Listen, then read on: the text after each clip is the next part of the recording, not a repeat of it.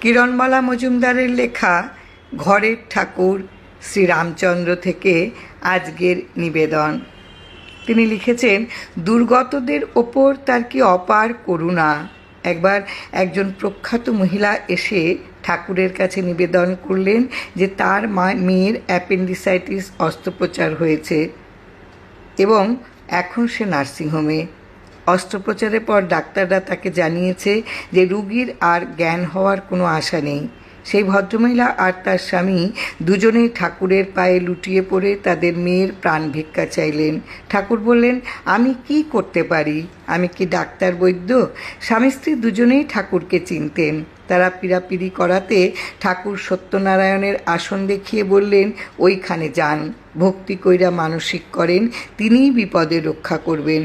ঠাকুরের কথায় দুজনেই এক মনে সত্যনারায়ণের আসনকে নমস্কার করলেন। তারপর ঠাকুরকে প্রণাম করে আবার নার্সিংহোমে গেলেন। গিয়ে দেখলেন মেয়ের জ্ঞান ফিরেছে। ডাক্তাররাও এই আকস্মিক পরিবর্তনে আশ্চর্য হয়ে গেলেন। তাদের চিকিৎসাশাস্ত্র অনুযায়ী এই রুগীর এই অবস্থায় এত তাড়াতাড়ি জ্ঞান ফেরার কথা নয়। যাই হোক, কয়েকদিন পরেই মেয়ে সুস্থ হয়ে বাড়িতে ফিরে গেল। জয় রাম, জয় রাম। গুরু কৃপাহি কেবলম। তিনি কৃপা